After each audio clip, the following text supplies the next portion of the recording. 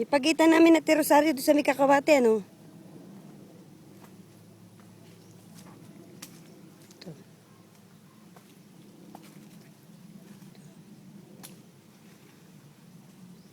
Dami palang kahoy dito eh.